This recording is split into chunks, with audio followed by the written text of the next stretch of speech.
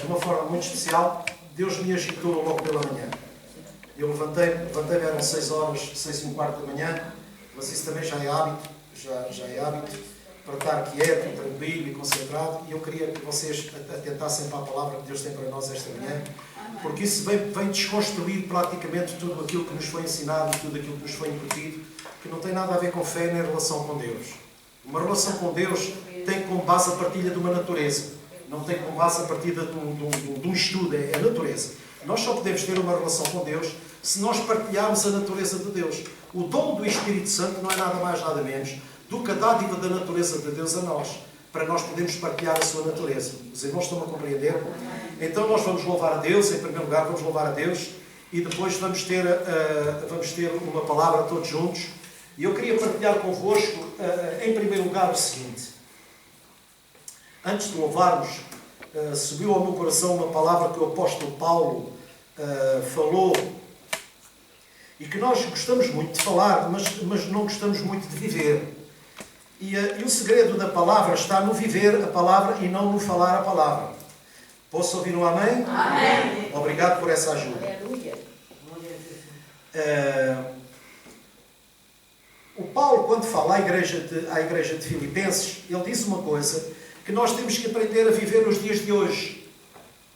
Diga comigo, porque andamos por fé e não por vista. Então agora olha para mim. Nós estávamos habituados a ver esta sala cheia, não é? Não é por ela não estar cheia que a igreja esteja fraca. Ou vocês não prestam?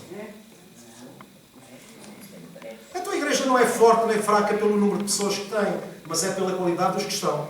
Amém. Esses 3 amém alegraram. Então nunca menosprezem o vosso valor. Não é, Joaquina? A Joaquina, coitada, já tem uma certa idade, está difícil em ver, já não presta para nada. Não, você tem... Diga, esse é o seu mal, por isso é que hoje vai levar nas orelhas. Por isso é que hoje vai levar nas orelhas, para ter a consciência do valor que você tem. Tem dito consigo mesmo? Então deixe de falar consigo e fale com Deus. Deus vai falar outra coisa completamente diferente. Posso brincar consigo? Pronto. Então nunca meçam o poder de nada, nunca meçam o poder das coisas, porque se Davi medisse o poder, nunca ele tinha enfrentado o Golias. Ou tinha? Você olha para um homem com uma complexão física daquelas e um meio-leca daqueles vai dizer: eu venho a ti, em nome do Senhor, não tem problema nenhum. Então o Davi estava confiante em quem? No seu poder, na sua capacidade. Maldito o homem que confia em si mesmo. Maldito o homem que confia em si mesmo. Então nós temos que encarar a vida de uma maneira diferente. Temos que encarar a igreja de uma maneira diferente. Se a igreja é projeto de Deus, não é projeto de homens. Se é projeto de Deus, nós temos que aprender a viver contentes com muito e com pouco. Porque então a nossa fé é vã. Nós não buscamos a nossa própria glória. Os irmãos estão a compreender? Nós corremos o risco de, quando começamos a viver pelo que vemos e não pelo que queremos, nós caímos na fé. Caímos completamente na fé. E muitas pessoas caem na fé precisamente por isso, porque vivem com base nas circunstâncias que os rodeiam e não dão valor ao pouco que têm. E a Bíblia diz: no pouco me foste fiel, no muito colocarei. Quem nos coloca no muito é Deus, não é o nosso mérito. Então nós temos que encarar as coisas de uma maneira diferente. Você tem a ousadia de dizer: eu sei que tenho valor. Ou não tem? Tem ousadia para dizer ou não tem? Não é, Cristina? Ou você pensa que eu estou à espera que alguém me dê valor? Eu sei o valor que eu tenho. Eu sei de quem eu sou e a quem pertenço. Amém? Não é, Carla? Então nós temos que viver quê? Contentes em toda e qualquer situação. Não é quando as coisas estão bem que estamos contentes. Quando as coisas estão bem, toda a gente louva a Deus. Mas quando as coisas parece que supostamente estão mal, nós temos que ter a certeza de uma coisa: alguma coisa vai acontecer. Ou não? Então, irmãos, a alegria do Senhor é a nossa força. Ou é só porque está escrito? Ou não vivemos essa alegria? Hã? A alegria do Senhor é a nossa força. Irmãos, se eu não tiver alegria, eu vou alegrar quem? Se eu não tiver alegria, eu vou alegrar quem? Não tenho condição de alegrar porque ninguém dá o que não tem. Então, repara uma coisa: se eu não tenho nada para dar, então que o Senhor me seque, porque eu não presto para nada. Esta manhã Deus acordou-me com a escritura da figueira. E isso tem vindo a trabalhar comigo, tem vindo a trabalhar comigo. E é interessante os detalhes da Bíblia. E nós, olhando para os detalhes da Bíblia, não aprendemos que a Bíblia é um livro espiritual escrito para seres humanos, para que eles sejam mais humanos. E a palavra de Deus tem um poder espiritual tão grande. A igreja tem muita tendência de se reunir procurando poder. Procurando poder. Não. A única coisa que nos tem que levar a vir à igreja é partilhar a natureza. Partilhar a natureza. Porque a natureza de Deus em si está revestida de poder. Então o poder que se manifesta em mim e através de mim tem que ser uma coisa natural. Não é uma coisa produzida. A unção não se produz. Ela manifesta-se. Quer uma almofada? Não, obrigada. Venha fodida. Pois, mas você tem telefone e eu também tenho. Estou a brincar. Mas escutem uma coisa. Porque nós assim aprendemos a louvar a Deus. Quando nós vamos louvar a Deus, nós temos que louvar a Deus pelo quê? Por todas as coisas que Ele fez. Na certeza plena de que Ele as continuará a fazer através de nós. Cada dia uma vitória. Deus agora quer fazer através de nós. Porque Ele já fez em nós. E Ele agora quer fazer através de nós. Então, através de nós é o quê? A manifestação do seu poder. Não, é a partilha da sua natureza. E aqui a igreja tem falhado. Porque a igreja tem falado mais acerca de poder e menos acerca de natureza. Mas aquilo que nos salva não é o poder de Deus, é a natureza dele. É a sua graça. A manifestação da sua natureza. É interessante. É muito interessante. Então, irmãos, nós temos o direito, temos o dever de nos alegrarmos em Deus. O Paulo diz assim, olha, não estou dizendo isto porque estou necessitado. Não é que o Paulo não estivesse ou não tenha estado. Não, o Paulo esteve. O Paulo passou fome, o Paulo passou necessidades. O Paulo teve fartura e o Paulo teve falta. O que é que a Bíblia diz no Salmo 23? O Senhor é o meu pastor, nada me faltará. Olha, nada me faltará a falta, nada me faltará a fartura. Eu tenho que ser instruído em toda e qualquer situação. Para quê? Para poder aprender a viver contente em toda e qualquer situação. Então, eu não posso entristecer pela falta de irmãos. Eu tenho que me alegrar pelos que estão.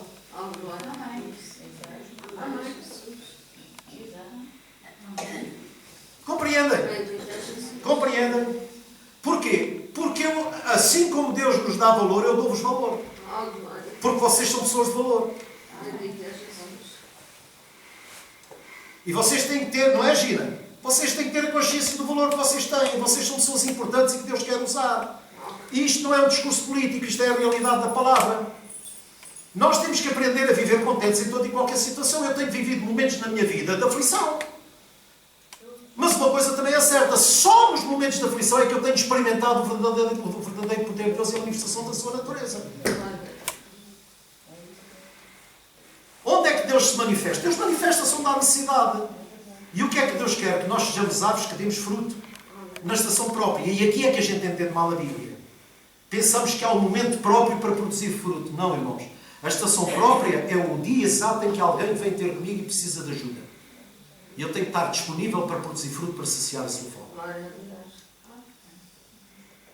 Não vamos olhar as coisas para a natureza. Não. O Paulo aqui diz uma coisa muito importante. Diz assim, pois eu aprendi a adaptar-me. Ou seja, eu não me conformo. Eu adapto-me.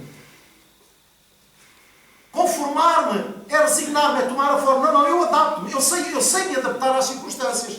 E nós hoje, esta palavra é mais atual do que nunca. Com a subida do gás, com a subida da eletricidade. Porque a Bíblia fala de coisas da vida. A Bíblia fala de coisas da vida, irmãos. Quem é que não tem consciência de que nós estamos a viver tempos de aperto? E agora como é que nós vamos responder ao aperto? Vamos começar a lamentar, o gás está mais caro. A água está mais cara. Irmãos, aquilo que eu vou dizer pode parecer estranho para muita gente. Você toma 2 banhos por dia, toma 1. Você tem muitas luzes acesas, apague mais. Aprenda a gerir aquilo que vem na sua mão. E então Deus nos dá a capacidade pela sabedoria de suprir a necessidade. Não procura multiplicação. Senhor, multiplica o meu salário. Ó Senhor, multiplica a minha renda. Não. Ó Senhor, dá-me sabedoria para eu gerir aquilo que eu tenho na minha mão. E então depois o resto é com Ele. Eu não ouço nada mais, nada menos do que aquilo que vocês ouvem. Você liga a televisão, você ouve. Olha, agora a massa já está a X. Olha, agora o vinho já está a X. Olha, agora o gás já está a X. Bom, se eu não consigo controlar isso, eu tenho que controlar o que eu tenho condição de controlar. Ou eu vou dizer, Deus, não permitas que o gás suba. Oh Deus, eu decreto que sejam amarrados aqueles que estão a produzir este mal e que não sei o que. Isso é treta, irmão, isso é treta. E a igreja tem vivido nisto. E é por isso que muita gente claudica na fé, porque tem o sentido de fé completamente errado. Irmãos, a fé verdadeira é aquela que trabalha para os outros. Não é que trabalha para mim, é que trabalha para os outros. Mostra-me na Bíblia onde é que Jesus viveu para ele. Mostra-me na Bíblia onde é que os apóstolos viveram para eles. Eles viveram para se dar. Isso é que é uma árvore plantada à beira do rio que dá fruto na estação própria. Qual é a estação própria? É hoje. Qual é a estação própria? É amanhã. Dê fruto que permaneça.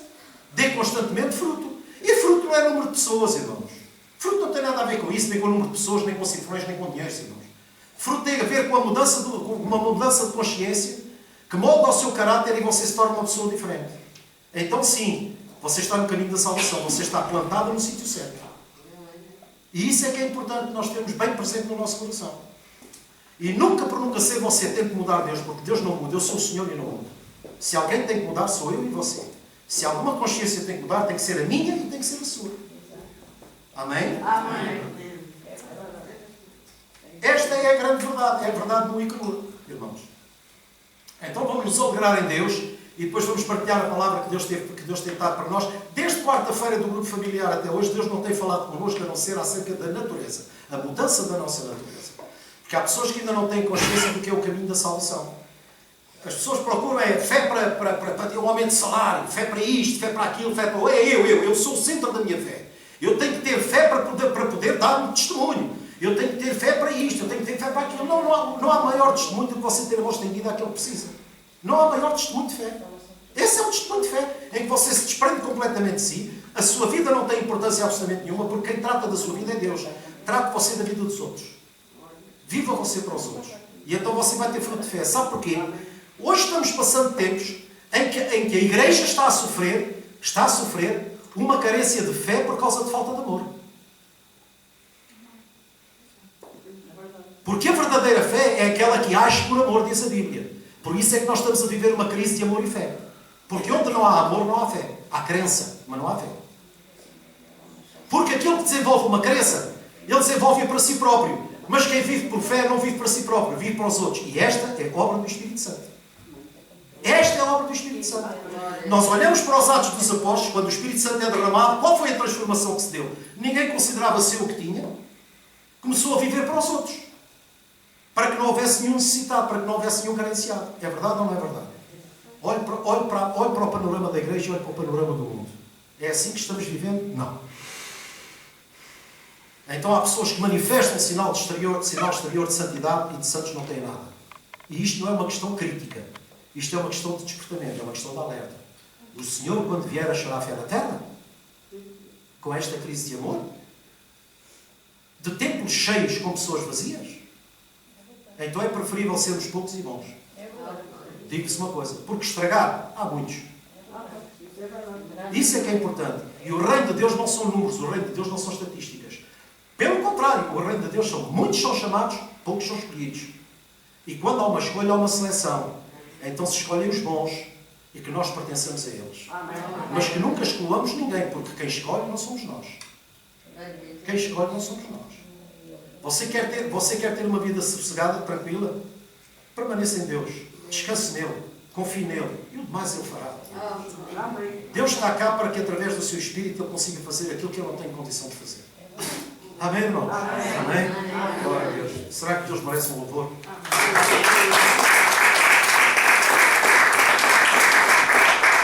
Glória a Jesus. Subiu ao meu coração este cântico. Este cântico é muito antigo. É muito antigo. Em Deus nada é antigo, não é? O tempo é dele. O tempo é dele, nada é antigo. Graças a Deus. Glória a Deus. Aleluia. Deus é bom. Amém. Glória a Jesus.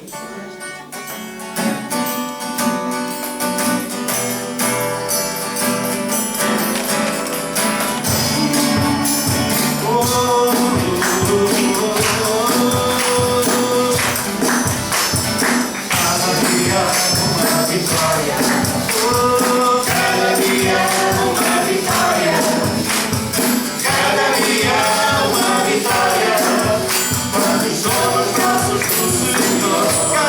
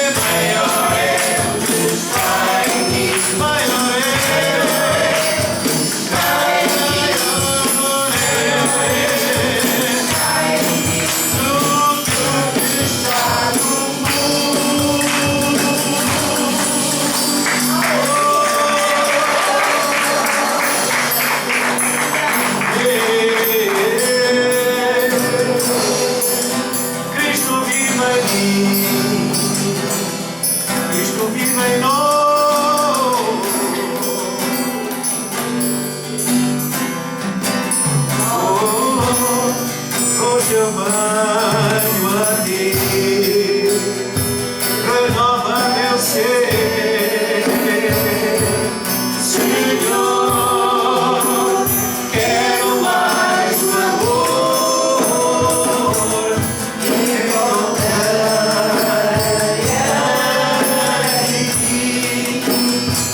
aleluia.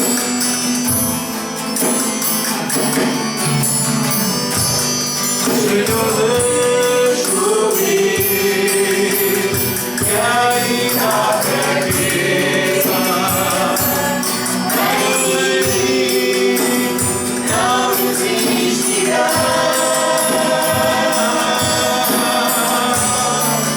Ao poder do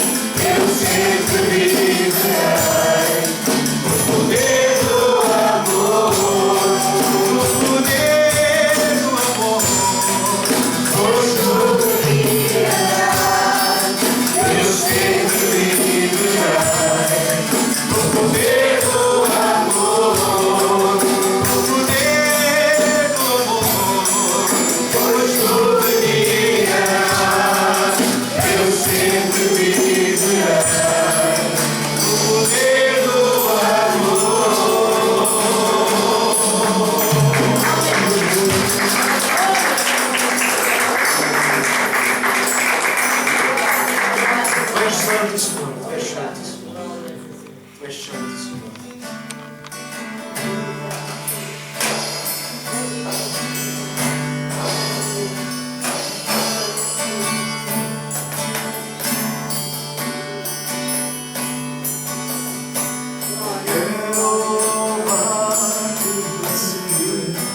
Levanta as suas mãos. E leva o seu coração. Oh, aceita o nosso culto, Senhor.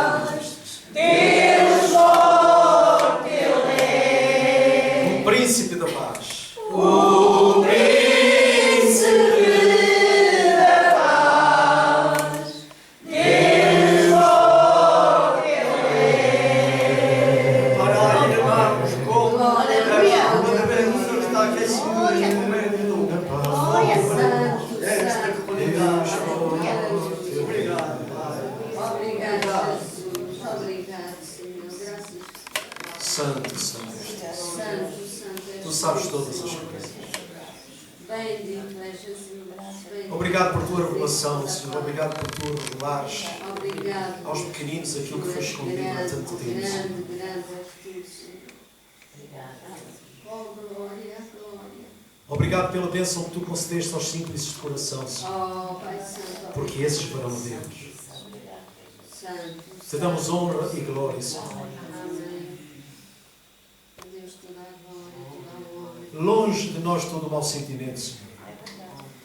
Que o teu Espírito Santo nos complete. Jesus, Jesus. Que tire de nós todo o sentimento mau, todo o pensamento vão, Senhor. Assim seja. Mas para que a tua plenitude se manifeste em nós através da partilha da tua natureza. Queremos ser igual a ti, Senhor. Oh, glória. Queremos ser iguais a ti. Esse é o nosso desejo, Senhor. Amém. Não te pedimos poder, Senhor. Pedimos a partilha da tua natureza. Porque o teu poder se aperfeiçoa na fraqueza.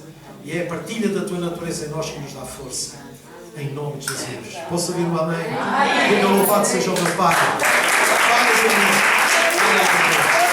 Pai de Deus. Pai de Deus. Vocês podem se sentar. Deixem-se ficar nestes espíritos, está bem?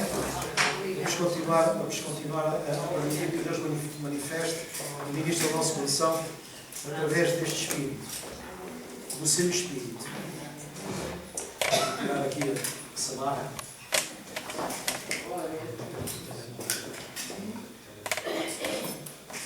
Graças a Deus. A todos um bom dia, mais uma vez às pessoas que estão em casa.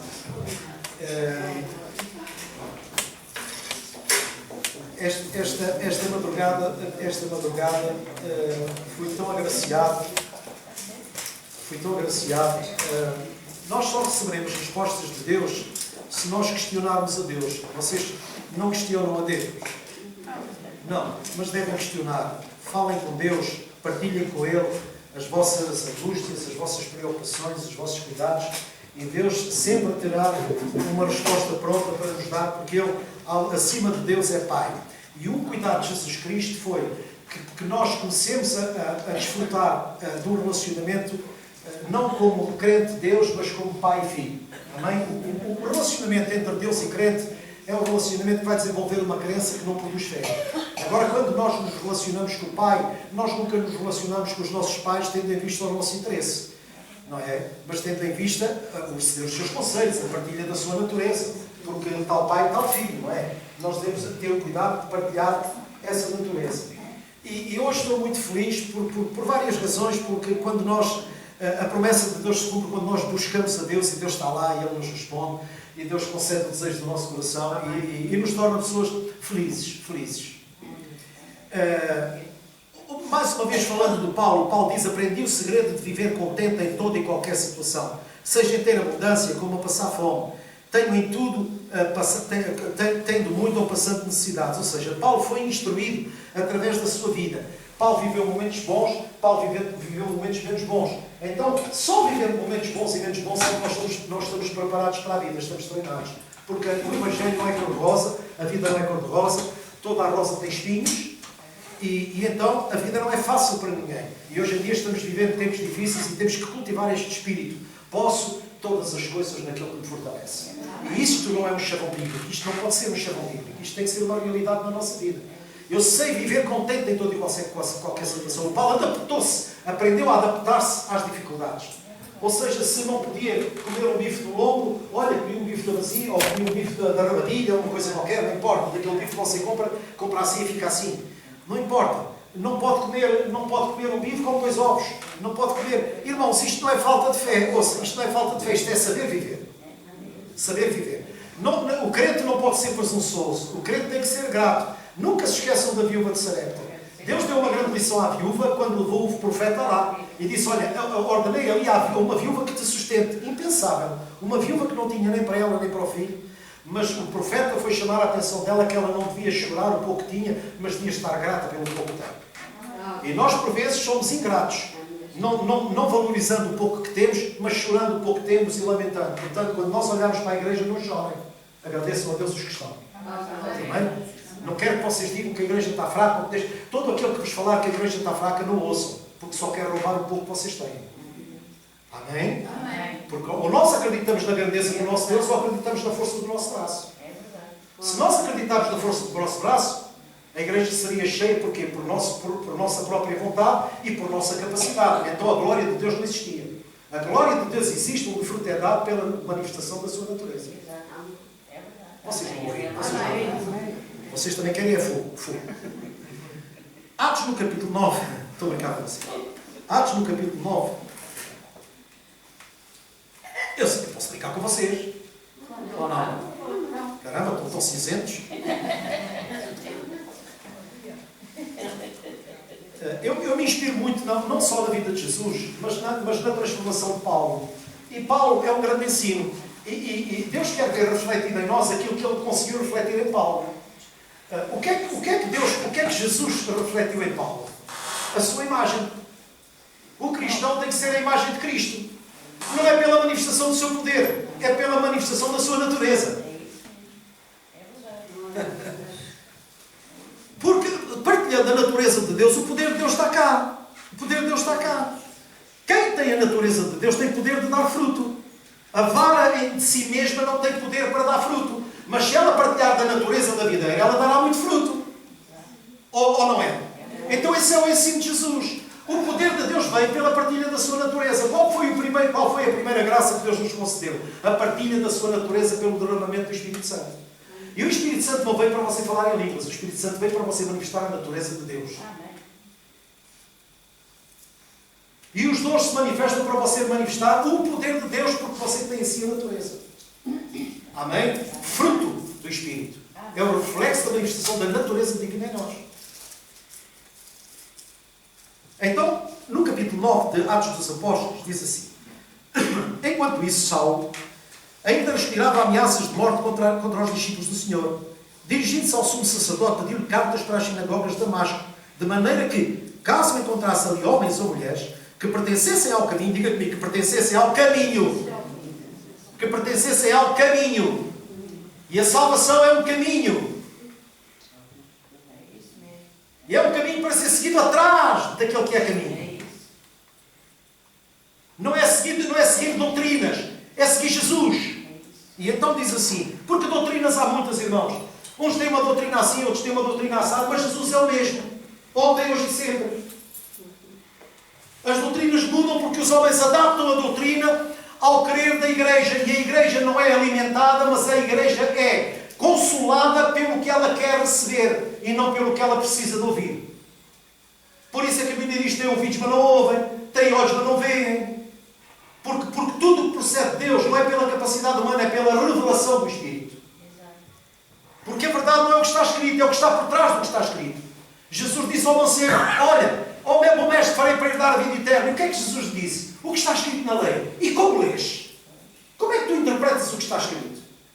Porque o que está escrito na lei torna-me uma pessoa religiosa. Mas se eu conseguir entender o espírito da lei, então eu já obedeço à lei por convicção e não por obrigação. Vocês não estão cá. Vocês não estão cá. É verdade. E então nós fomos muito educados a fazer as coisas por obrigação. Faz assim que Deus dá, faz assim que Deus dá, sacrifica que Deus dá. Ou seja, andamos sempre a correr atrás da cenoura que nunca vamos comer. Porque a relação com Deus não é assim. Sabe uma coisa que eu aprendi nos últimos tempos? A Bíblia não mostra em lado nenhum que Jesus Cristo é o caminho para Deus. Jesus Cristo é o caminho para o Pai, não é para Deus, é para o Pai. Então Jesus Cristo é o caminho para nós termos uma relação de Pai e Filho. E não de crente de Deus. Vocês não estão a ouvir. É isso mesmo, é verdade. Vamos continuar a ler aqui. Dirigiu-se ao sumo sacerdote. Depois diz assim: para que pertencesse ao caminho, pudessem levar os presos para Jerusalém, e em sua viagem, quando se aproximou de Damasco, de repente brilhou ao seu redor uma luz vinda do céu, e ele caiu por terra e ouviu uma voz que dizia: Saulo, Saulo, por que me persegues?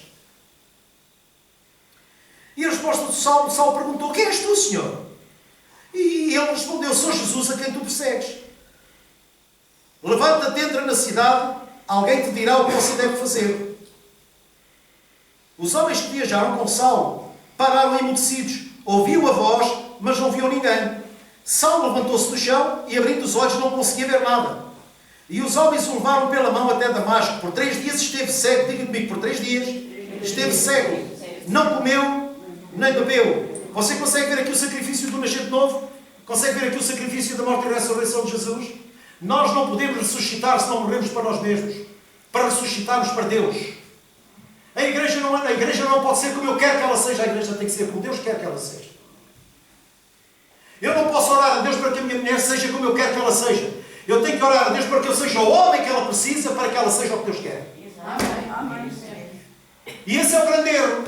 Senhor, muda a minha mulher, Senhor, muda o meu marido, Senhor, muda o meu irmão, Senhor, mas porquê é que o Senhor há de mudar para alimentar o meu capricho? Não, o Senhor tem que me dar capacidade para eu amar o meu irmão como ele é, para que ele venha a ser aquilo que Deus quer que ele seja.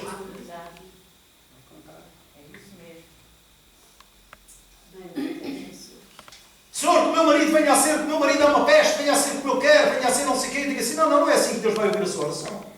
Deus vai ouvir a sua oração quando você se dobrar e dizer, Senhor, que eu seja aquilo que tu queres que eu seja, para que eu possa ser útil ao meu marido. A Bíblia declara que muitos maridos vão ser ganhos sem palavras. Então é uma questão de alteração da nossa natureza. E é isso que a igreja não tem professado. As pessoas andam anos e anos e anos e anos nos bancos das igrejas e a sua natureza não muda. Porque elas continuam a falar mal, elas continuam a criticar, elas continuam a condenar, mas não estendem a mão. Dizem mal os irmãos, dizem mal uns dos outros. Como é que nós podemos refletir a luz de Deus lá fora, se na verdade em nós lá trevas? Por isso é que o nome de Deus é blasfemado lá fora. Por causa aqui do mau testemunho daqueles que se consideram crentes. Não diga amém. Mas que é verdade é. E então a Escritura diz assim. Eu sou Jesus a quem você persegue. E diz o verso 6. Levanta-te, entra na cidade. Já lemos. E diz o verso 19, olha, em Damasco havia um discípulo chamado Ananias. O Senhor chamou numa visão Ananias. E eis que o Senhor lhe respondeu, eis-me aqui, Senhor, respondeu ele.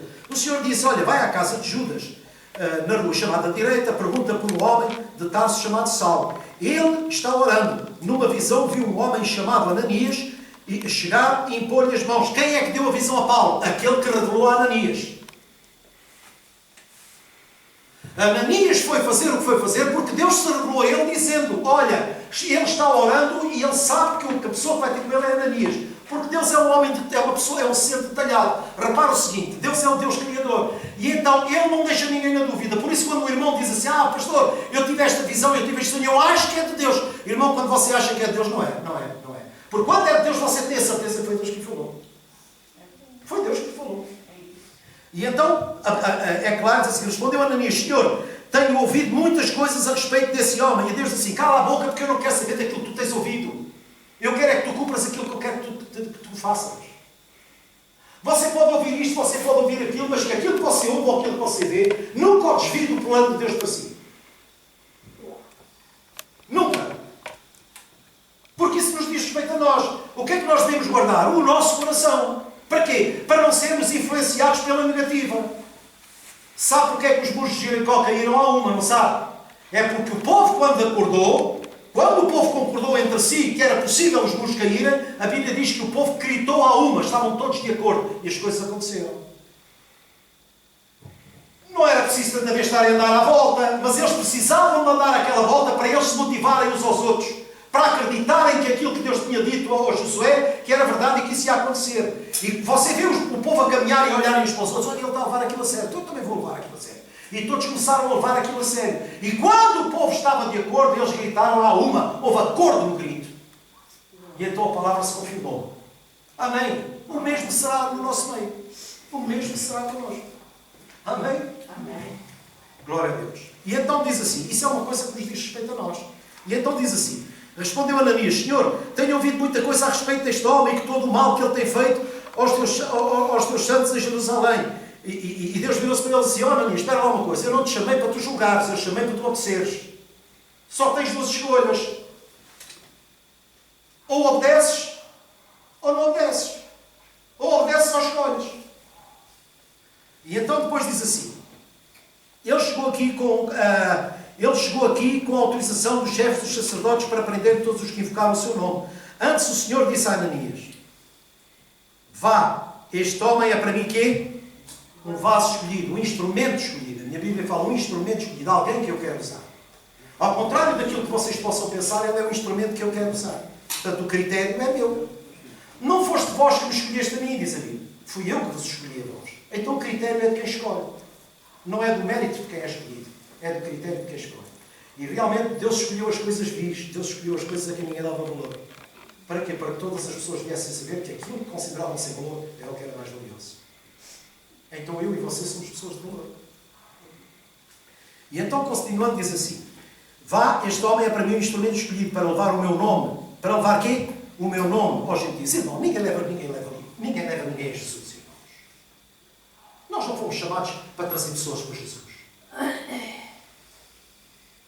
Isso foi uma coisa que nos foi ensinada de uma forma errada. Alguma vez eu tenho como capacidade ou poder para levar, para trazer alguém a Jesus? Não, eu tenho capacidade e poder que Deus me deu para levar Jesus aos outros. E não trazê-los para Jesus. Ide! Jesus não disse vinde, não, ide! E pregai o Evangelho de toda a criatura. Então levem Jesus aos outros. Não, ninguém tem poder para trazer Jesus a ninguém. Ninguém tem poder para trazer ninguém para Jesus. Porque isso é presunção nossa. Olha, ganhei tantas almas, trouxe tantas pessoas para Jesus. Não, nós não fomos chamados para trazer ninguém para Jesus. Nós fomos chamados para levar Jesus às pessoas. E então diz, isso é um equívoco, é uma ideia errada. Isso é presunção nossa. Olha, a Laurinha, eu trouxe a Laurinha para Jesus. Eu trouxe, não trouxe para Jesus. Ela está cá porque alguém levou Jesus à vida dela. Eu estou cá porque alguém trouxe Jesus à minha vida. Ninguém me trouxe para Jesus. E então diz assim, porque senão a gente começa a contar, olha, sabe uma coisa? Há pessoas que até tiram partido disso. E nós já tivemos aqui no nosso meio essa experiência. Vem um grupo de pessoas. E essas pessoas são muito amigas. E elas tornam-se propriedade de si próprias. Porque quando uma sai, saem todas. Vocês estão a compreender? Elas não são de Jesus. Elas são donas de si próprias. Porque como uma vai, vão as outras. Eu não estou a dizer isto por normal, meus irmãos. Eu estou a dizer isto com tristeza minha, porque essas pessoas andam uma vida inteira e não conhecem Jesus. Não conhecem Jesus. Nunca me posso esquecer que a maior pregação da Bíblia que está aqui foi Jesus por uma mulher. Uma mulher, Eliab. A samaritana. Que ganhou uma cidade inteira só de uma pregação por uma mulher. Nós somos mais que um. Então o poder de Deus está aqui. Amém? E então continuando diz assim, então Ananias foi, entrou na casa, pôs as mãos sobre Saulo e disse, irmão Saulo, veja agora, aquele que era inimigo, o amor de Deus no coração de Ananias começou a discernir, bem lá Senhor, se esta é a tua vontade, então ele já não é inimigo, ele é meu irmão. E então Saulo, então Ananias mudou logo completamente. Já não era o assassino, já não era aquele que estava a perseguir a igreja, mas ele considerou como igreja, como um irmão. E então ele diz, irmão Saulo, irmão Saulo, o Senhor Jesus lhe apareceu no caminho por onde você tinha e enviou-me para você, para que você volte a ver e seja cheio do Espírito Santo. Repara, a primeira coisa é, vem, o Senhor mandou-me ir ao teu encontro para que eu ore por ti e seja cheio do Espírito Santo, então eu sou a expressão da vontade de Deus. Eu nunca deverei orar por ninguém, se não for pela vontade de Deus. Eu não vou orar pela Joaquina, porque reparem o seguinte, olha irmãos, eu sei que está a gravar, eu sei que está em direto. Nós não nos podemos dissociar de tudo o que está a passar no mundo. Vejam o Brasil. Veja a posição da igreja no Brasil. Nunca é demais salientar isto. Foi vergonhoso. Eu sinto vergonha da manifestação da igreja no Brasil. E agora já vem os ratos, já estão a fugir. Já vem a dar o dito por não dito. Já vem a dizer que não oraram nada daquilo. Já vem a dizer que não profetizaram. Eu profetizo, tu vais ganhar. Em nome de Jesus Cristo. Caiam por terra os inimigos de Deus. Tu és. E eu tive uma visão que era o 2, o 22 e o 2022. Então era tudo profecias. Lembro-me uma vez uma história que eu ouvi de um pastor. Fartei-me de rir. Um pastor que eu muito amo e muito admiro. E tenho aprendido muito com ele. E então esse pastor uma vez foi a uma igreja daquelas que ele diz, daquelas do fogo. E então levanta-se uma irmã, é uma igreja da profecia, começa a profetizar. Aqui quem fala é o Senhor Deus da terra e dos céus, o dono da terra e dos céus. Atrás de mim é o furacão, à minha frente é o fogo. E tal, e diz ele que a irmã, a profecia da irmã, ia queimando tudo. Ia queimando toda a coisa. Entretanto, há uma irmã, coitadinha mais, não queria ficar por baixo e queria também profetizar. E então levantou-se e disse ele que a irmã fez assim, irmãos, daqui fala o filho. Irmãos, atentem, daqui fala o filho. O outro era Deus. Aqui é o filho. Papai hoje está nervoso. Ai, papai. A profecia da outra era só de roubar e matar e destruir e tal, não sei o quê. Papai está nervoso. Isto para dizer o quê? O ridículo daquilo que se passa no meio eclesiástico. Em que a imagem de graças a Deus que não são todos. Graças a Deus que não são todos. A igreja tem que exercer o seu direito de cidadania. Claro, enquanto eu cidadão, eu exerço o meu direito de cidadania. É óbvio. Mas eu não tenho nada que usar o púlpito para fazer a cabeça dos irmãos. O púlpito é um lugar sagrado para ministrar a palavra de Deus, não é para ministrar discursos políticos. Porque tanto irmão da esquerda eu tenho, como irmãos da direita eu tenho. E eu tenho que amar o meu irmão da esquerda como eu tenho que amar o meu irmão da direita. Cada um tem as suas convicções. Mas nós temos uma coisa comum, o amor a Cristo. Amém. E o amor a Cristo é maior do que aquilo que nos divide. Mas agora, como não ganharam, pronto, a gente não conseguiu e a gente profetizou e Deus não quis, olha, foi feita a vontade de Deus. Olha, obrigado, amigo. Até mais sabia eu que a vontade de Deus é que tinha que ser feita. Mas Deus tem alguma coisa que se meter nesse negócio. É como as partilhas. Quem é que constituiu prejuízo ou repartidor entre vós? Cada um tem a sua convicção, vota em função da sua convicção. Mas respeita os resultados, quer queira, quer não queira. A igreja não tem nada que se envolver nessas coisas. Mas os irmãos têm que ser levados a exercer o seu direito de cidadania. Por isso é que quando houver votação, vote, irmão. Vote. Seja nulo, seja branco, não importa, vote. Porque o seu voto pode manifestar o seu descontentamento ou pode manifestar a sua convicção. Agora, Deus tem alguma coisa a ver com isso. A igreja foi mobilizada para irmãos ficaram privados de partilhar a Santa Ceia por causa da política. Então, mas o que é isso? Mas quem é que convida para a ceia? É Deus ou é o pastor?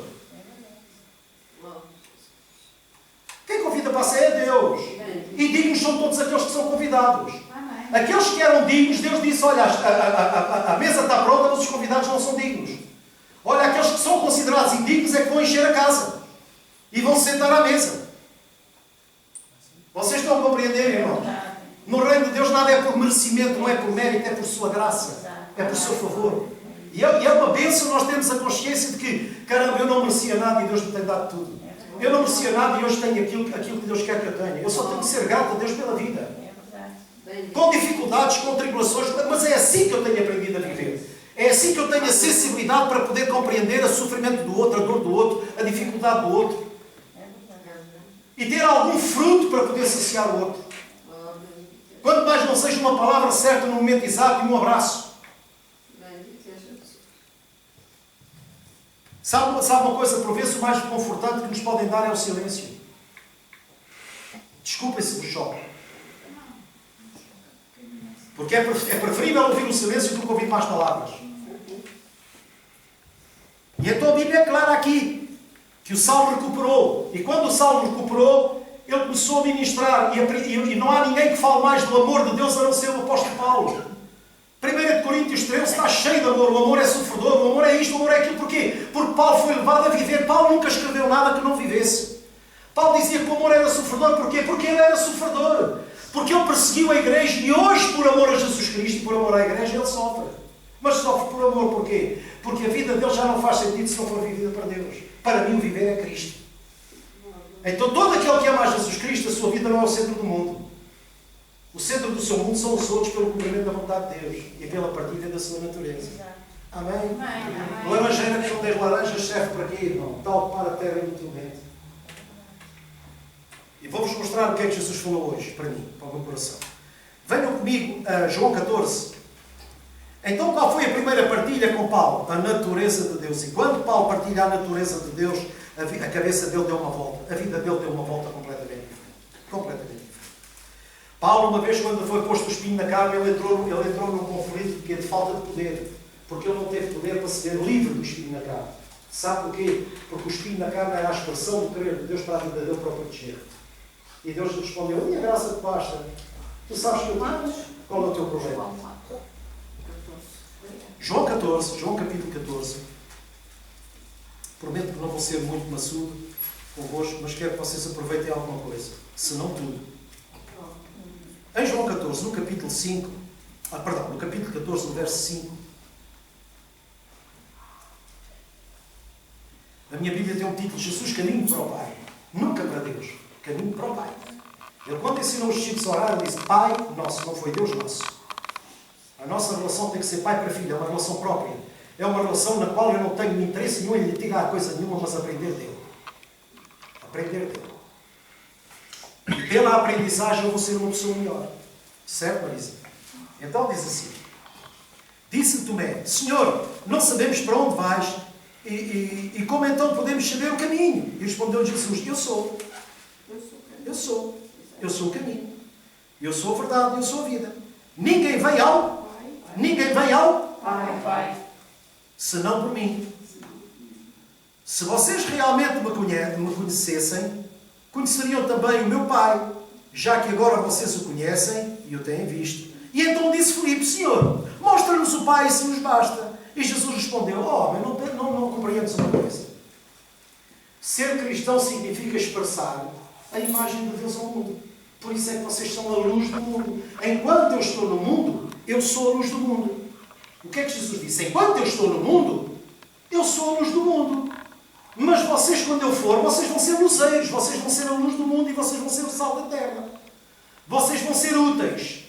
Vocês vão ser pessoas a quem o Pai investe em vocês a sua natureza, expressa em vocês o seu poder, para que vocês possam associar aqueles que procuram.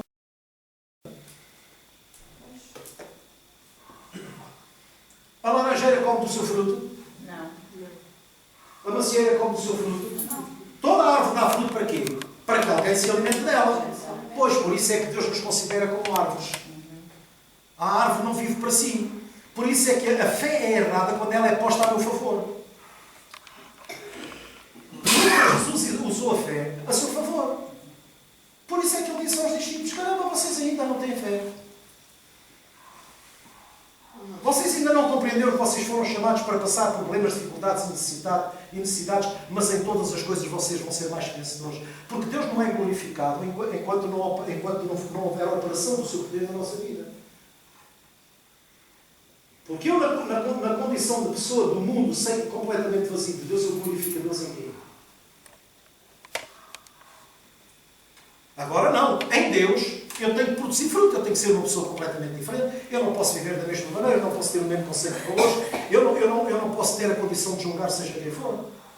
Eu posso considerar as coisas, mas exercer juízo não. Eu tenho a consciência do que é bom e do que é mau, do que é certo e do que é incerto. Compreendem? Mas eu de modo algum quererei que uma pessoa seja como eu quero que ela seja. Isso é egoísmo da minha parte. Então eu torno Deus daquela pessoa. Não. Eu quero que todos nós sejamos o que Deus quer que nós sejamos. Esse é que é o exercício da nossa fé. É nós manifestarmos a natureza de Deus. Então diz assim a Escritura. Eu falei-vos a João quê? 14:5 diz. Disse-me, Senhor, não sabemos para onde vais. Já lemos. Versículo 6. Respondeu Jesus, eu sou o caminho, a verdade e a vida. Ninguém veio ao Pai senão por mim. Então Jesus não é o caminho para Deus, é caminho para o Pai. Para o Pai. Se vocês realmente me conhecessem, também conheceriam o Pai. Porquê? Já agora vocês o conhecem e o têm visto. Disse Filipe, Senhor, mostra-nos o Pai se nos basta. E Jesus respondeu, você não me conhece, Filipe, mesmo depois de ter estado convosco durante tanto tempo. Quem me vê a mim, vê o Pai. Diga, quem me vê a mim, vê o Pai. E este é o projeto de Deus para a Igreja. A Igreja é o quê? O corpo de Cristo. A Igreja tem que manifestar a imagem de Cristo ao mundo. Porque se ela não tem poder para manifestar, então se ela não manifesta essa natureza, então o mundo não pode ter esperança. Se não houver uma diferença em nós somos comuns. Nós somos como os outros. Não há em nós diferença absolutamente nenhuma. Alô? E esta é a grande verdade. Então ele diz assim, olha, sabes uma coisa? Uma das coisas que eu vim fazer foi dar a conhecer o Pai. Eu vim revelar o Pai a vocês. Eu não vim revelar Deus, eu vim revelar o Pai. Eu vim revelar o Pai. E eu quero que vocês conheçam o Pai. Para que vocês possam ser filhos. E para que possam refletir a natureza de Deus. A natureza de filho. Jesus veio para o que era seu, os seus não receberam. Mas a todos quantos o receberam, Deus lhes deu o poder. O poder. Ou seja, o meio pelo qual venham a ser transformados em filhos de Deus. Como? Pelo Espírito Santo, irmãos. O que é o fruto do Espírito a não ser Cristo formado em nós? E tem algum mérito nosso? Cristo formado em nós tem algum mérito nosso? Se Cristo está sendo formado em mim, eu tenho algum mérito nesse negócio? Não. Eu apenas fiz como marido. Olha, Senhor, estou aqui e faço assim a tua vontade. E o Espírito de Deus é que produz o fruto. O que é que Deus quer? Entrega e compromisso. Você sabe que hoje em dia é difícil as pessoas comprometerem-se com Deus? Porque elas foram educadas que Deus é aquele que está lá para dar tudo o que eu quero. Não. Deus tem que ter a plena convicção de que o povo que o busca está cá para dar o que tem. Porque se nós somos filhos do mesmo Pai, foi esse o exemplo que o Pai deu. Amou o mundo de tal maneira que deu o Filho. E com Ele deu tudo. Então a nossa relação com Deus não tem reservas. A nossa relação com Deus tem uma entrega completa. Uma entrega completa. Senão não vale. Se o nosso Deus é só para o domingo, então não vale. Então nós não temos nada que falar de ninguém, nem coisa nenhuma. Se nós não buscarmos a Deus a cada dia da nossa vida, então nós não somos filhos de Deus. Eu não tinha dias para ir buscar os meus pais. Eu fazia tudo por tudo para lhes dar um beijo todos os dias. E até nessa relação de pai e filho eu aprendi como é que se deve viver com Deus. Desfrutava de momentos excelentes com ele, de brincadeiras e coisas do género, falando do meu filho, falando disto, falando daquilo. É óbvio que também, quando eu me abeirava deles, eles tinham logo a percepção da minha necessidade. O que é que se passa? Há algum problema? Então e Deus? Não será que é igual? A Bíblia diz que Ele não dorme e os seus olhos se fecham. Deus não é um Deus esquecido, irmãos. Eu não preciso lembrar de Deus das minhas necessidades. Eu tenho que abrir o meu coração para desabafar com Ele. Porque Ele é aquele amigo que ouve o meu desabafo e não fala. Ouve o meu desabafo e não fala. E hoje em dia é muito difícil você ter uma pessoa em quem confiar, em quem você possa desabafar, que o seu desabafo não saia cá para fora. É muito triste. Muito triste. E há pessoas que tiram partido disso aí. Há pessoas que pensam assim, olha, aquela pessoa, eu vou contar uma coisa àquela pessoa, mas como eu sei como ela é, eu sei que ela vai contar. Ou vocês não conhecem pessoas assim? Não é? Mas é verdade, irmãos. Eu conheço a Manela e eu sei que a Manela se chiva. Desculpa, irmãos, peço desculpa por este calão. Peço desculpa por este calão. Mas é uma forma de... Desculpa lá. Mas eu sei que a Manela é assim. E então o que é que eu vou fazer? Eu quero que aquela pessoa saiba. Então eu vou contar à Manela para a Manela contar àquela pessoa. É verdade ou não é, Rosa? É verdade. Nós temos de ter cuidado com isso. Ser simples como as pombas, mas prudentes como os chapéus. Porque isso já não é partilha da natureza de Deus. Essa natureza procede de outro, mas não de Deus. Vocês compreendem? Isso é procedência maligna, irmãos.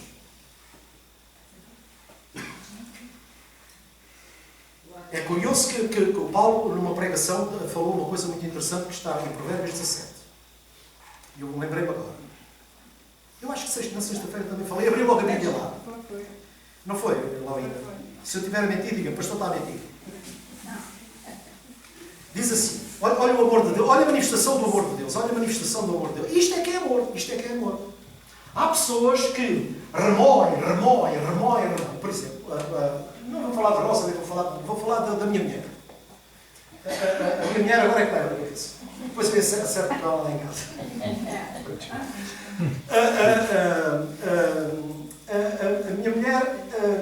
A minha mulher, eu fiz-lhe uma coisa. Escutem. Porque eu sei que vocês se vão rever nisso. Porque o ser humano é assim, o ser humano é, sabe uma coisa, o ser humano é cruel. O Paulo teve essa consciência. Eu sei que em mim ou no meu corpo não havia também algum. O Paulo sabia a crueldade que havia nele. E então eu magoei a minha mulher e a minha mulher calou-se. Mas ficou lá. Depois aconteceu outra coisa qualquer e ela calou-se. Ficaram com ele. E vai varrendo para baixo do tapete, vai varrendo para baixo do tapete. Sabe uma coisa? Quando você quer viver tranquilo, não varra para baixo do tapete, deite fora. Varra e deite fora. Sim. Se você considera que tudo isso só vai produzir mais mal do que bem, então eu sou assim, eu não sou uma pessoa conflituosa. E a melhor maneira de gerar conflito é dizer assim, é não valorizar esse conflito. Não valorizar. Não é negligencial, é não valorizar. E é dizer à pessoa, olha, se tu queres resolver essa situação, achas que aquilo que tu queres vai resolver alguma coisa? Vou-vos dar um exemplo concreto. O irmão quer outra coisa com o irmão. A Bíblia diz, se o irmão tem uma coisa com o irmão, tem uma coisa a fazer. Vai ter com o irmão e fala com ele. Claro. O pastor ou a igreja não tem nada a ver com isso. Vai falar com ele. Se chegar, porquê? Mas o objetivo é este, não é live sem amor. Ou seja, o propósito de eu ir procurar o irmão, olha, se trouxeres a tua oferta ao altar, deixa aí a oferta, vai-te reconciliar com ele. Porquê? Porque nós temos de ter pureza de coração e temos de estar em paz. Porque isso também é a manifestação da natureza de Deus. Pai, perdoa, vocês não sabem o que fazem. Jesus tinha todo o direito de descer daquela cruz e correr aquela gente toda à paulada. Mas foi para isso que ele veio, para sofrer em amor. Porque quem ama sofre. E então às tantas você vem e fala, e então o resumo daquela conversa é o que está aqui escrito. Aquele que cobra uma ofensa, diz o verso 9, promove o quê? O amor. É ou não é?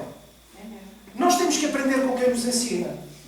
Porque se nós alimentarmos o ódio, nós ficamos doentes. Nunca guarde nada contra ninguém, meu irmão, minha irmã. O seu coração é a terra fértil e terra santa. Não guarde nada contra ninguém. Vocês estão a ver o que o Espírito fala à igreja? Não guardem nada contra ninguém. Nada. Porque é isso que o diabo quer. O diabo veio para dividir e para reinar. Porque o diabo sempre teve uma manifestação de poder, mas nunca teve uma manifestação de partilha de natureza. Vocês vão apanhar esta. E então diz assim, aquele que cobra uma ofensa promove o amor, mas quem a lança em rosto... Há pessoas que pensam que os problemas se resolvem na discussão. Que as pessoas se resolvem, tu fizeste isto, tu fizeste aquilo, tu fizeste o outro. Cada vez que me diz isto, cada vez que me diz o outro, o que é que está a gerar? Ódio, revolta, ressentimento, mágoa. Então o amor não está lá. Porque o amor diz que cobre. O amor não expõe, o amor cobre. A Bíblia diz que até nós nos calamos por amor. E vou-vos dizer mais uma vez, onde não há amor, não há fé. Onde não há amor, não há fé. Há crença, não há fé, não há fé. E crença não tem nada a ver com fé. E nós só podemos ter fé se nós conseguirmos amar até o nosso inimigo. Foi o que Jesus ensinou. Se nós conseguimos perdoar o irmão. E o que é que os discípulos lhe pediram? Senhor, acrescenta-nos a fé. Não, vocês precisam é de amor, não é de fé. Se vocês tiverem uma fé pequenina, portanto não é de fé que vocês precisam. Vocês precisam é de amor. Digam, é verdade, irmão? É verdade.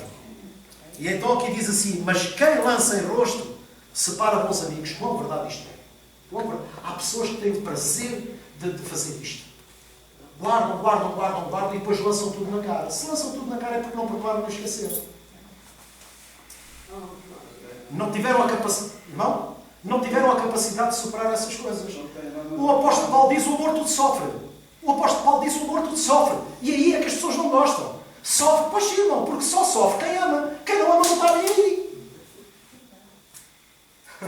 Esta é a verdade nua e crua. Amém? Então vamos continuar. Jesus dizendo que era o caminho, a verdade e a vida. Ninguém vinha ao Pai senão por Ele. Então Jesus não é caminho para Deus, é caminho para o Pai. Caminho para o Pai.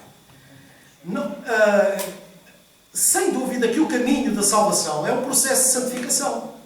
Para restaurar em nós a imagem. Sem santificação não há reflexão da imagem de Deus em nós. Venham comigo a Hebreus capítulo 12.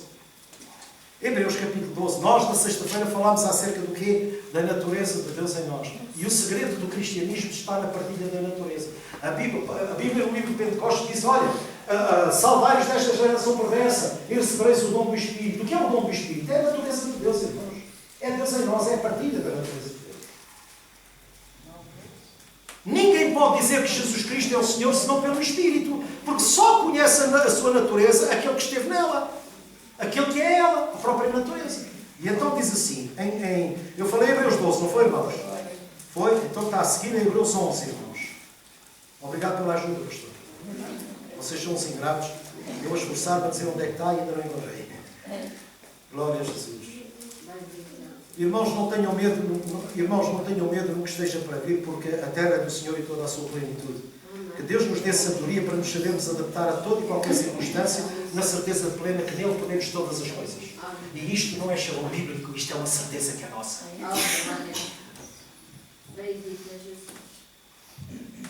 Hebreus no capítulo 12. Sabe que nós, enquanto o tempo vai passando na nossa vida, eu tenho a certeza que nenhum de vocês é igual.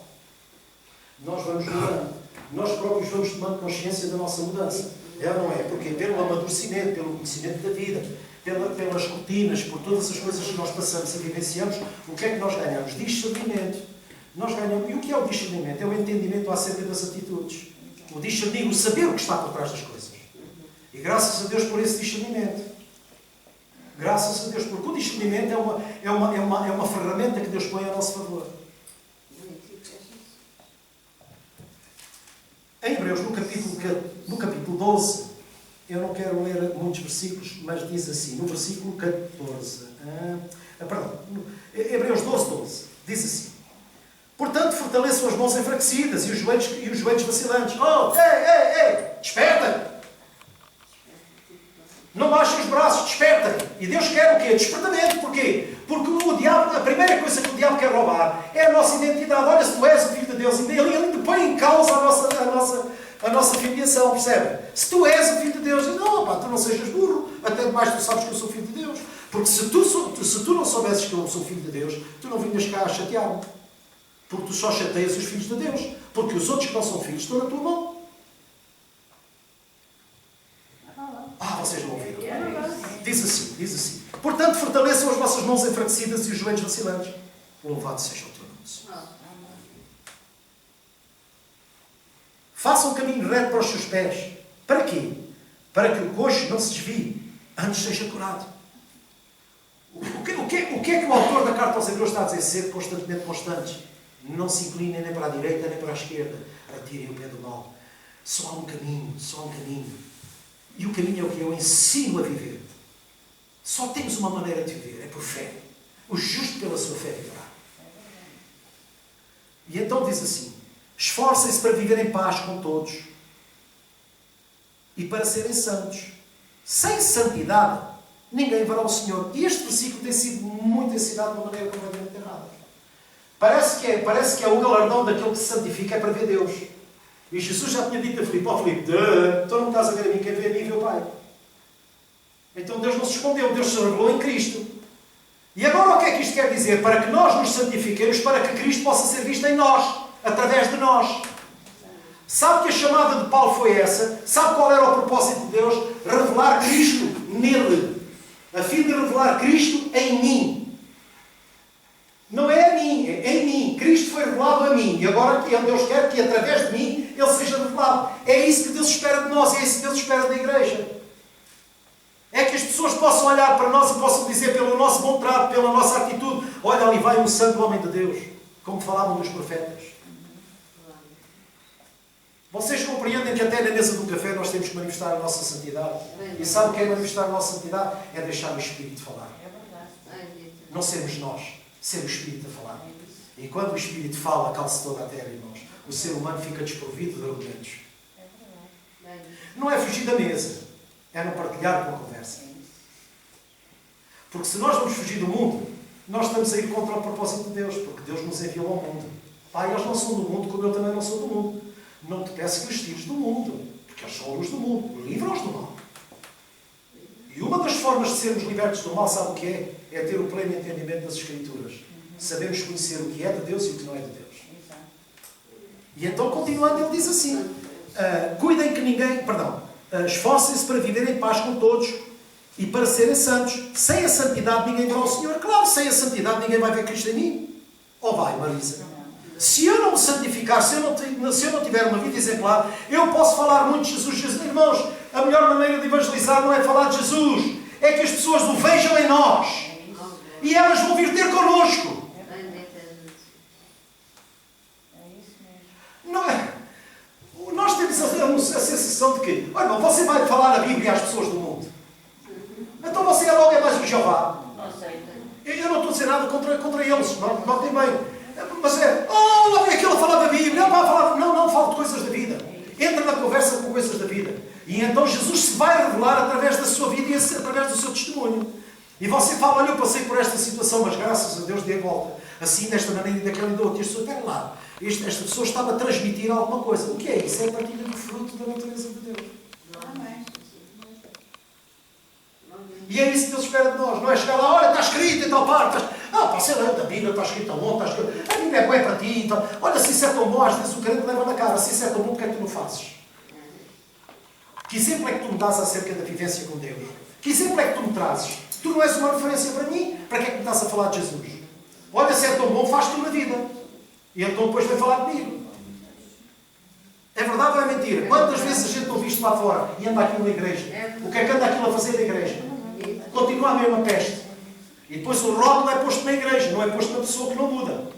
Mas irmãos, se as pessoas estão na igreja e se umas mudam e outras não, o problema é da igreja? Não, o problema é do coração da pessoa. Porque há vários tipos de sol. A semente, quando é lançada, apanha tudo. Para quê? Para que ninguém possa dizer assim, olha, ninguém semeou nada em mim. A oportunidade foi dada a todos. Os irmãos estão a compreender. O milagre não salva ninguém, irmãos. 10 leprosos curados, um volta para trás. O milagre salva alguém. O milagre não salva ninguém. O milagre é uma forma de Deus manifestar o seu poder para suprir a necessidade de uma pessoa. E essa manifestação é para dizer aos outros, se tu quiseres, tu verás a glória de Deus. É uma questão de tudo.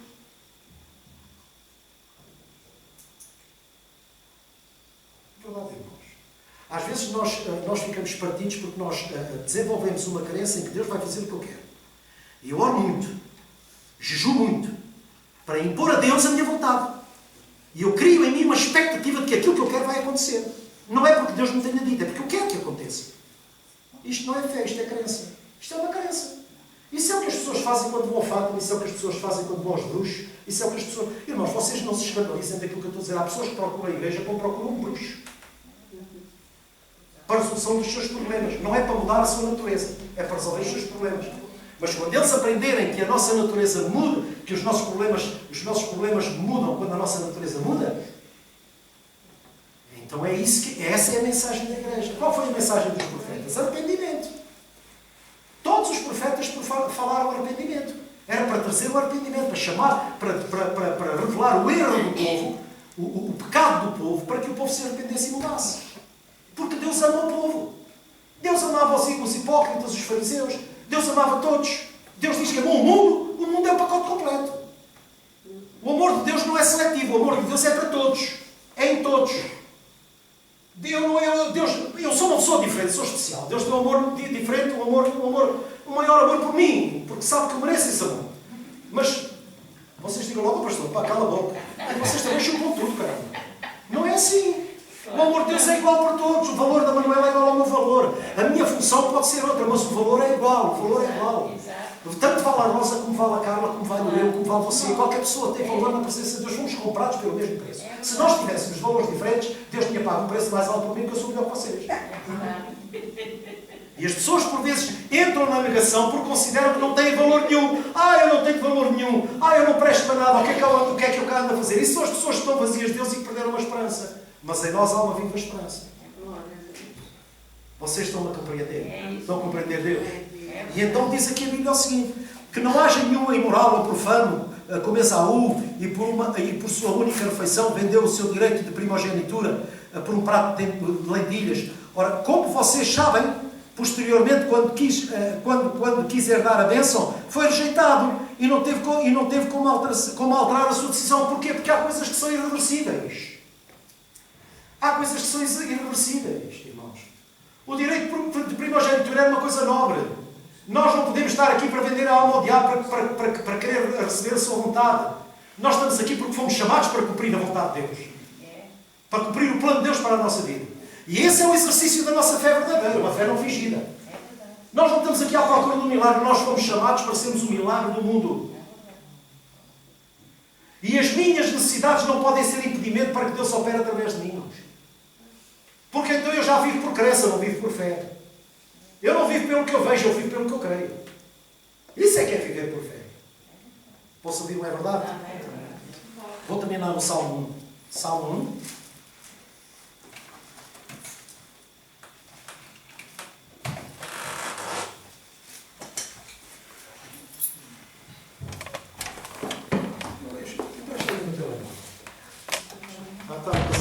Deixa estar. Não é preciso. Eu lembrei-me da Escritura, Marcos 11. Depois vou ler essa Escritura, que é para falar aos irmãos, para terminar esta seca. Vou falar aos irmãos. Irmãos, olhem para vocês são pessoas com valor. Eu não estou a dizer isto para passar a mão pela cabeça. Vocês são pessoas com valor, porque eu sou uma pessoa com valor. Todo aquele que vier beneficiar o vosso valor, vocês dizem que tu não conheces, ou então vai à multióticas porque não estás a ver bem. Eu sou um filho de Deus, eu sou uma nova criatura. A minha vida só faz sentido se for para a glória de Deus. Eu não sou um qualquer. Eu não sou um no meio da multidão.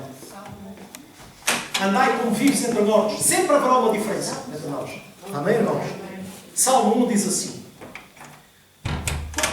Olha, irmã Margarida, empreste bem a sua Bíblia, porque a tradução da minha Bíblia depois dá-vos volta à cabeça.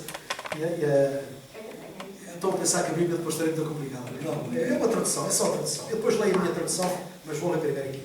Bem-aventurado o varão que não anda segundo o conceito dos ímpios. Diga comigo, que não anda.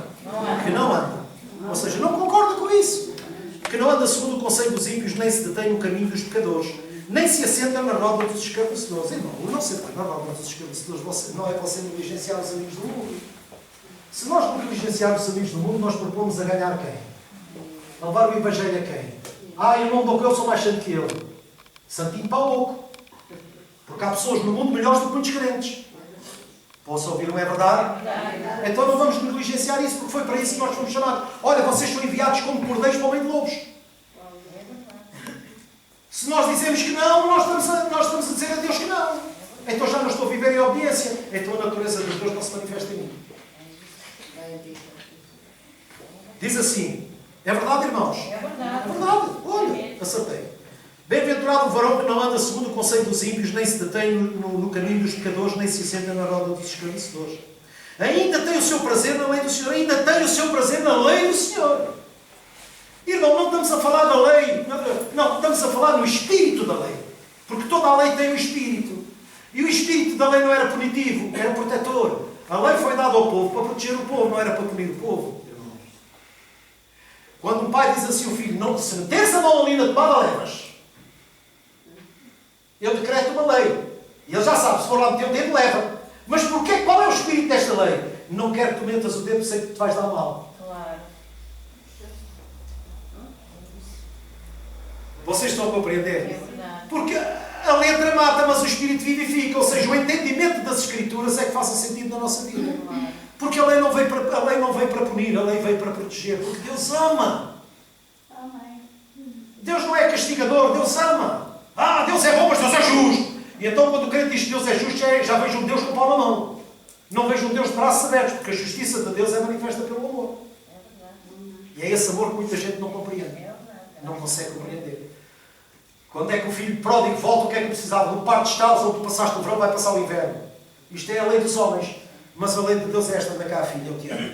Tu não imaginas o que tu me fizeste sofrer. Agora me estás a dar alegria. A tua vida me estás a dar. Oh pai, já não sou digno de ser chamado teu filho. A questão da dignidade é minha, não é tua. Mas eu considero digno porque tu és meu filho. Nunca deixaste de ser. Este amor é, irmãos, este amor constrange-nos. Se não nos constranger, não há esperança para nós. Não há esperança para nós.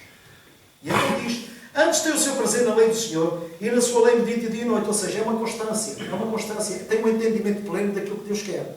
E então depois diz assim, pois ele será como árvore plantada. Diga comigo, pois ele será como árvore plantada. Quem? Aquele que não se assenta na roda do escárnio, aquele que não partilha os males. Mas ele procura um sítio onde o bem seja partilhado. E então o bem partilhado é onde quê? Onde o rio de Deus passa. E então é a árvore plantada à beira do rio de Deus. E o rio de Deus o que é que está a trazer? Refrigério à nossa alma. Porquê? Porque é a sua natureza que está em nós. É a sua natureza que nos mantém firmes. Vocês agora começam a compreender qual é o vosso verdadeiro valor. Vocês mantêm-se firmes. Apesar de tudo, vocês têm-se mantido firmes. Porquê? Porque acreditam em Deus. Porque são refrigeradas pela água que vem do rio de Deus. E é essa água que nos alimenta. E sendo nós essa água, nós estamos a desfrutar aqui da sua natureza. Se vós estiverdes em mim e as minhas palavras estiverem em vós, naturalmente as coisas acontecem e vocês estão a partilhar a minha natureza. E é interessante que Deus me mostrou, quando eu falei acerca da igreja, Deus mostrou, olha lá, quando uma árvore se limpa e se poda, ela fica cheia ou vazia? Fica cheia ou vazia? Quando você vê as árvores podadas, o que é que elas têm? Estão nuas, estão vazias, ninguém lhe dá valor pelo quê? Pelo seu aspecto. Mas há uma coisa que acontece. Estão a ser fortalecidas.